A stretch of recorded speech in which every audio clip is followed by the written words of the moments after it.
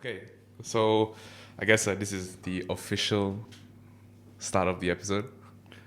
Um, yeah, this is Big Boys and Chill Raw, all episode 10, where we get up close and personal with Sarah and Darren, the big boys.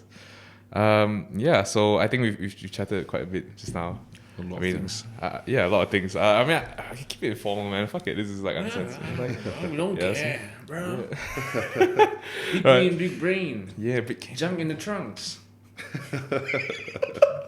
It's random. I Right. mean, it's raw and uncensored now, right? Yeah. So I guess a good place to start would be like, let's say, life philosophies, right? Like, what's your approach towards life? Like, I mean, how, like, because you guys, I'm sure, like, you've experienced so many things, and surely there must be some belief that you hold every day. You know, like why you wake up and why you do things and how you do things. And Life is a constant process of attrition. And, life is hard, man. But we need to find happiness in the little things. And being strong physically is just one of the many aspects that helps us to enjoy those rare moments, Yeah. yeah, dude, I think I saw an ad. Speaking of that, I saw an ad recently. There was like You get it from there? no, I think that's from Lee Kuan Yew, man. I can't remember who said that. I think it's Lee Kuan Yew, yeah. He said something like that. Lee Kuan Yew for taking philosophy from yeah. I mean, mine is pretty simple, Like what he said, you gotta find happiness through, whatever troubles that you have in life and everything. At the end of the day, adversity forces growth. This is from Brian Shaw. It's not really Brian Shaw, but he uses it a lot. And to me, it's very simple. If you like to lift weights, go and lift weights. If you like to paint, go ahead. If it makes you happy. If you like to peel potatoes, peel potatoes. Be the best potato peelers. You know who said that? I sound so familiar. George Lehman, I remember. Oh, Yeah, right. So that's the thing about it. I mean, if you enjoy doing something, if you find happiness while doing it, and if you feel like making it big, pursue it. Yeah. Yeah, take it far. So it's, your look on life is do whatever makes you happy. Yeah, because we every individuals have different platforms given to them. Some are strong, some are smarter than the others, some are talented in this manner and that manner. Don't waste it. Everyone is different. Just because I'm strong and you feel like you want to be strong but you don't have the talent for it, you don't give up on whatever talents that's given to you. Be the best you can be, Yeah, man. exactly. Polish it. Yeah. Like you can be. I mean, maybe you can be the best singer in Malaysia or whatever. I can't be that. So I'm just gonna milk whatever that I can give this platform that I'm given. Like work with what you're given. yeah, you know? definitely, man. Yeah. Potatoes, Potatoes. That's a very good analogy though. Like if you want, be the best potato peeler. Like, whatever you enjoy. I feel like a lot of people kind of, I guess, feel an obligation, like a duty or like some kind of, like owing it to I guess do something beyond themselves, right? And I think that kind of is in conflict with. Okay, sometimes it could be in conflict with just doing things for individual happiness, right? Like, I got to do this because it's my duty to to manage this company, or it's my duty to to run this enterprise because it's passed down to me, for example, right? So where do you see, I mean, like, given the circumstances like that, right, like, what is your take on that being happy, like, is still, despite this, having these sort of obligations? Like, ideally you would want to just be able to do what you want, right? Well, But life is a bit more complicated. That's It's you've got not like simple. different, you've got relationships between people, and how, and they play a role in like how your life is, right? So what do you say when you bring those into the picture as well?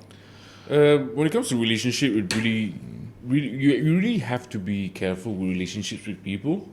If you feel like like certain people can be affect your life negatively, just get rid of them. Yeah, it's that simple. You want to keep the positive ones and not too many of them. Personally, to me, because I don't feel like you need so many people in your life. I mean, a few people can teach you much more than 1,000 people, those kind of things. I mean, along the way you'll meet a lot of people as well, and you'll learn a thing or two. But yeah, if given the situation or scenario where I have to run an enterprise or something like that, I would still find time to do lifting because I really love it. And I remember at one point when I was much younger, when I was like 17 or 18, Uncle Yasir from Singapore, I quit my job because I was doing a part-time job in Starbucks at that point of time, a barista.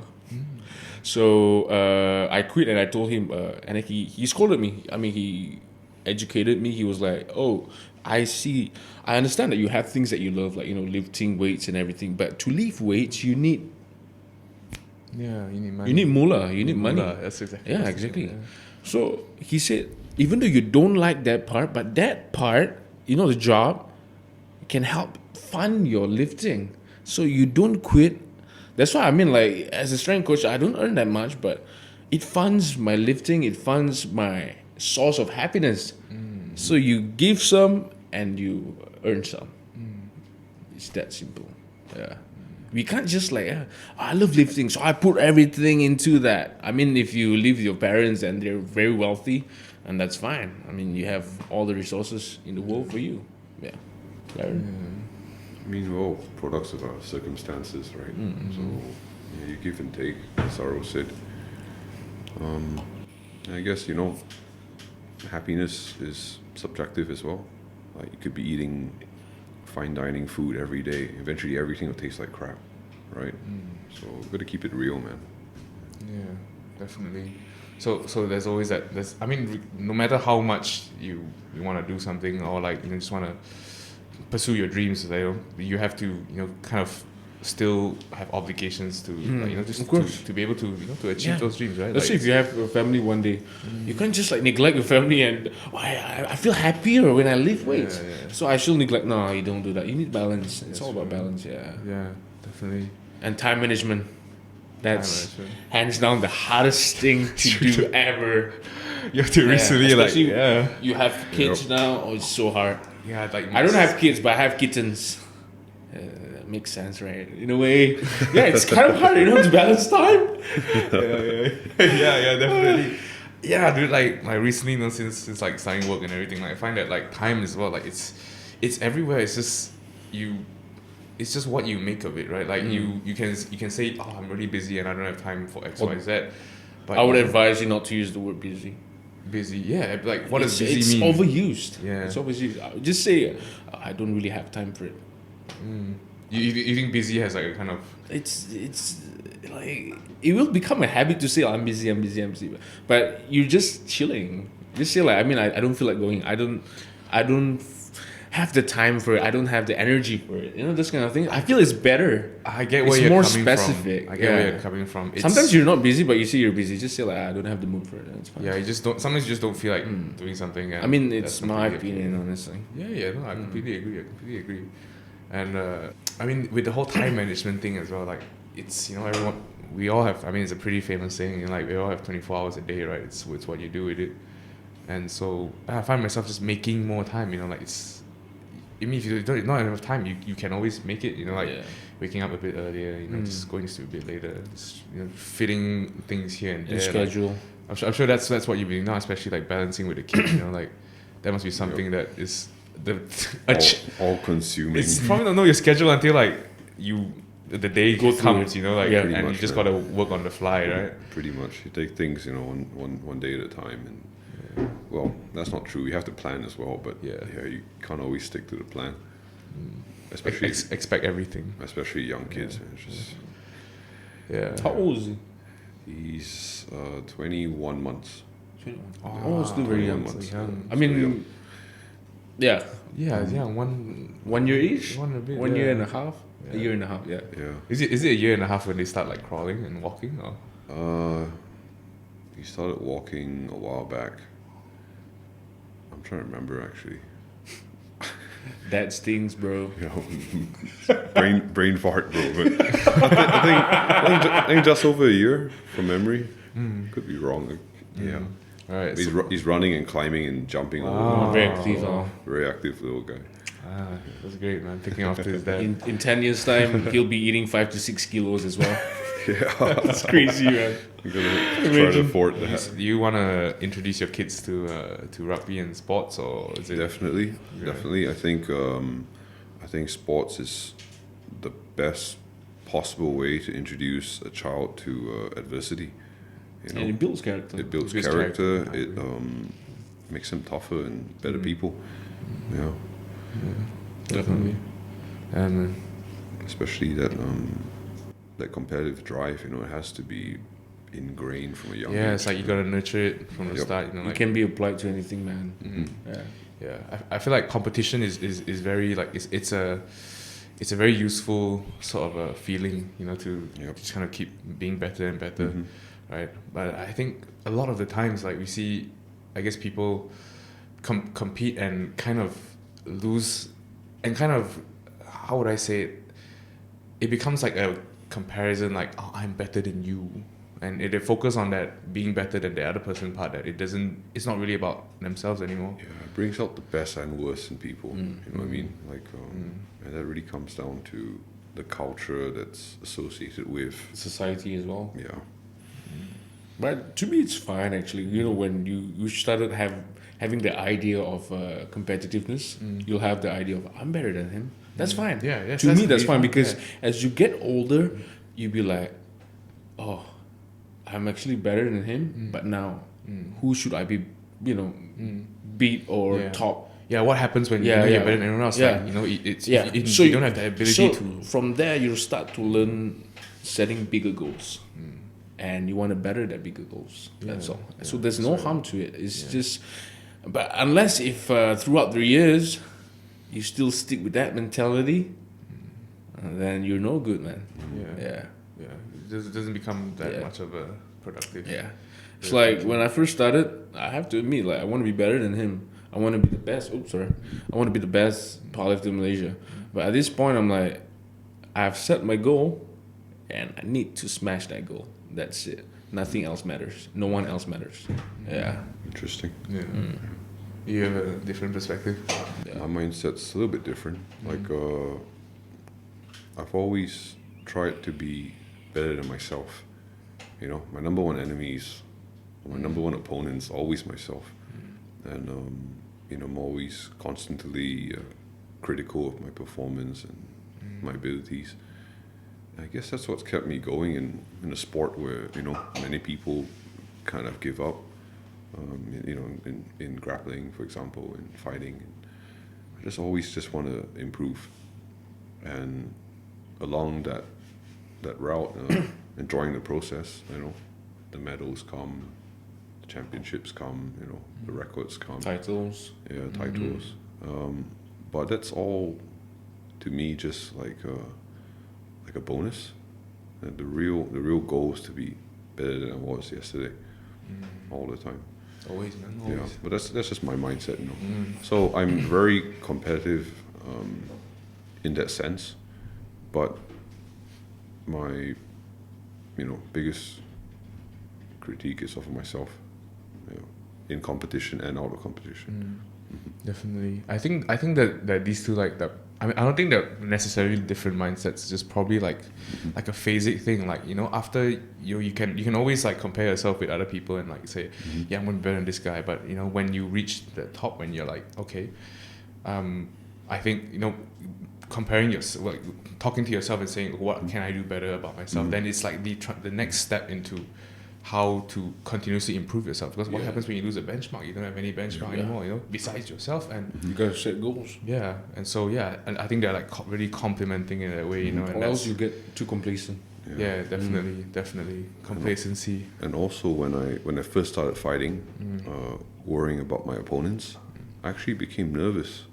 But when I stopped worrying about my opponents, stopped caring about anything about them, I was able to focus on the more technical aspects of my game. I was able to focus more on myself and where I visualize. wanted to bring the fight, where I wanted to, you know, what I wanted to do. And I had more success in sparring and in fights and in competition that way. So it's like worrying about things you can control rather than things that you can't Correct. control, right? Correct, Yeah, yeah. yeah, Like that sounds good. I don't know what my opponent's going to do. I have a rough idea, but I know what I can do, and I know what I can do to adapt to the situation. Yeah. Sick. What was the biggest moment in your career? Like key moments, like My third championship fight in Mima. right. I had a bit of a flu, and I fought a guy who I underestimated. It was very tough. Was this who was this? Sanyan Kai from Sarawak. Yeah, we went distance, went 5 rounds. I gassed out by round 3, and I stopped caring about what he was going to do and just went autopilot and out wrestled him and clinched the championship that way. Man. Autopilot. Yeah. Just autopilot, man. In a fight. In the fight, and it just I got through the 2 rounds despite having like no gas in the tank at all, just by focusing on what I wanted to do, and I took that mentality all the way through my fight career to now. Yeah. I think there was a video of that, like he was just like trying to hold you out, like Yeah, I mean, He's a grappler as well. He's a kickboxer, and I'm a grappler. big guy as well. Like And he's a big boy. He outweighed me by a kilo back then, and I wanted to brawl. And I don't brawl.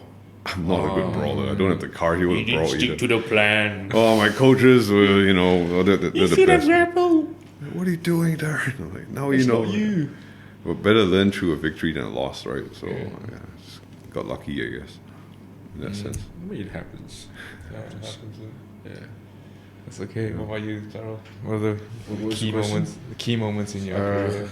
There's no key moments actually. I don't have any key moments, but I've had Every day's big. every day is a key moment. I mean, he's not wrong. You guys are not wrong. It's I've won a lot of competitions in Malaysia, strongman. So to me, that's pretty normal already. But my key moment is when I was younger, I used to have this mentality of. The bigger you are, the stronger you are, the bigger you are. So I got too fat at one point. I was like 142. I mean, I'm shorter than you. You're like 6 plus. I'm below 6. So I got really strong, but like a lot of things, I was immobile. Actually, I couldn't do simple things. Like Putting on socks, bro. Putting on socks, bro. Dude, That's a lot. Getting into a car. Your thighs will get stuck under the steering and those kind of things. It's annoying. And then at one point, I got injured. And recovery when you're so heavy is So just slow. so Long, slow. Yeah. And then I took the initiative, to lose weight. And I thought, I'm much smaller now. Can I get strong again? And I got stronger. Position got better, more flexible, mobile. Breathing, still panting, but not as bad as before. It's those things, It's like a revelation to me. Yeah. It's like you saw the light. Revelation. Yeah, I get you, dude. I completely understand. To me, winning is not really everything. It's like learning something out of a scenario or situation. That's something that no one can take away from you. Yeah. If I were Malaysia's strongest man, let's say you get stronger, you can take that away from me, but you can't take away the knowledge that I've gained throughout my years, Definitely. which I can share it with people. Definitely. Those are the things. Yeah. At the end of the day, titles are just titles. It's the journey and the experience. And, Definitely, man. Yeah. It's like one day when you're all 60 years old. Kid, when I was younger, when I was your age, I used to do a lot of sports, Yeah, it's this kind of thing. Yeah. And then the kids be like, "Where's the video?" No video, no talk, bro. Would have been sad. Back in my days, we used to have Instagram, but now they blocked it. Can't do anything about it, bro. No videos. No videos. No videos don't live, bro. Those things. Yeah, I guess it's the whole experience, right? The journey, like 10 years into lifting.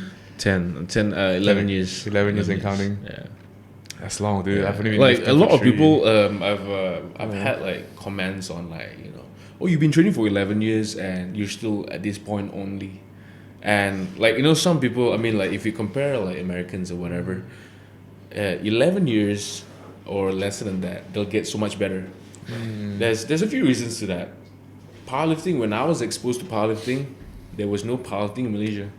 There was no strongman in Malaysia. I didn't have no coach or whatever. So like right now, when kids start at like 14, 15 or whatever age, I feel like getting a coach, and it's affordable. They can get the knowledge that we struggle to gain Yeah, at it's that been point built when there's up over no so one long. to share Yeah. to us. Right. So it was really slow for me because I had to learn things on my own because there was no guidance. Everyone was doing bodybuilding, physique, and show those kind of things. There was no strongman or powerlifting. There was nothing. So I had to learn from YouTube videos and everything. And back then, let's be honest, like 10 years ago, YouTube wasn't that great. There's this limited videos shared and those kind of things. So you gotta try trials and errors. Try, fail, try, get better, those kind of things. So if I was born in this situation, in this current scenario, I feel like it would take me about 5 to 6 years instead of 11 years to get at this point because I can get the knowledge easily. But yeah, it is what it is.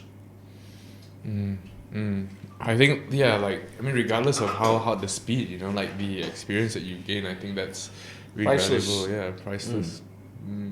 So you know, same like you were professionally. No, sorry, what do you call it? Like your MMA, is it pro? Like, or is it semi-pro at the time? Oh, I'm just amateur. Amateur, Yeah, right, just right. amateur. Pro's different. Pro's when you sign up with proper promotion, fight organizer. You have a contract. You have pay. You have. How did you get into MMA actually? Like, Okay, after I damaged my back, I stopped lifting. I got into jiu-jitsu, and from jiu-jitsu later on I picked up boxing. And when I moved here to KL for work, there was this Malaysian invasion MMA event. it's quite big, right, in Malaysia? At the time, that was season 2, second year, and my friend Adrian Tam, who won the first year, he said it's a really good promotion. They do things proper, and you should go join. So I joined, and I held the championship for 3 years in a row. The fourth year, I competed a bit, but it was balancing work and my own startup at the time. Injuries as well. I actually wasn't too badly injured until recently. I've actually got pretty decent longevity for a fighter, and I'm still recovering now. So I'm still training. I was training hard, and I'd like to compete again. But with the current situation with the virus and travel restrictions, it's going to be a bit tough. Yeah. When you started out, like, did you have like the support to? Oh, it was start off correctly, no, or? back then it was very, very, very, very new to Malaysia. It was literally the second year Malaysians had, basically MMA. heard of MMA. Yeah. Oh, Well, it had been kind of underground or kind of quiet before that, but this was kind of Official platform, mainstreamish. But yeah, the first thing I did was look for the best coaches. I talked to friends who had been to fight camps, and I went to fight camp. Right. Trained with some pretty decent guys. Yeah. Where was it? Bali? I was in Thailand, Phuket. Thailand. Yeah, went to AKA Thailand for a couple of years. It's always Thailand or Bali. One of the to two. me, that's These what fight I- camps. yeah. Pretty much, those are see. the only two main camps. But, And I'm pretty sure the mindset there is just different. Like the coaches there, because I've seen some videos. Yeah. I don't know, yeah, but it looks like it's Imagine very it's- different. yeah. Like they push you like really hard. I would say that there are good coaches here too. Honestly, especially in KL. I think different methods in a way. There are very good coaches, but not in one camp. Understandable. You've got amazing boxing coaches, you've got amazing grappling coaches, you've got amazing wrestling coaches, and they're all in different gyms, and the best guys are all in different gyms. So it's hard to How to come unite together everyone, and yeah. get it all working like the way you would in a proper camp. Right. Do you have an idea of what it would take to just get everyone like? Or why is it fragmented in this way? Do you know why? Not everyone's fighting pro, when you go to camp, you're literally there in the fighters class, and everybody in training is trying to make a living pretty much out of fighting. So training is dead serious. You go there early, you be respectful to everyone who's there. It's like a dojo kind of. essentially, setting, like, yeah. essentially, but it's a big training hall, and you're expected to you're expected to perform in training and take care of your training partners, you know. Whereas here, everyone's kind of recreational. Some gyms are even like hobbyist gyms, you know. Whereas in that kind of environment, in a serious fights environment, everyone's there to help each other and take care of each other. Right. Because you need that help for yourself as well. I guess that's kind of the difference between like going to a regular commercial gym to train Exactly. with your friends and going to a proper like powerlifting facility, strength conditioning facility, and A focused, hobbies centralized and club. training. Yeah. I think you get a lot more done, like in terms of you are kind of like held accountable in a different way, you know, Exactly. like just being in that a part of a club, you know, part of a group kind of setting. Yeah, definitely. All right, man. Cool. I think this will be the end of the raw session, and I hope that you guys had some valuable insights into what the big boys think, and that concludes the season of BGD Big Boys and Chill. We'll have a Q&A sometime in the future. I think a live session would be kind of nice, like on Instagram live, like you know, when you're at home and people just hop on and send in some questions, sort of thing. And catch you guys in the next installment of BGD.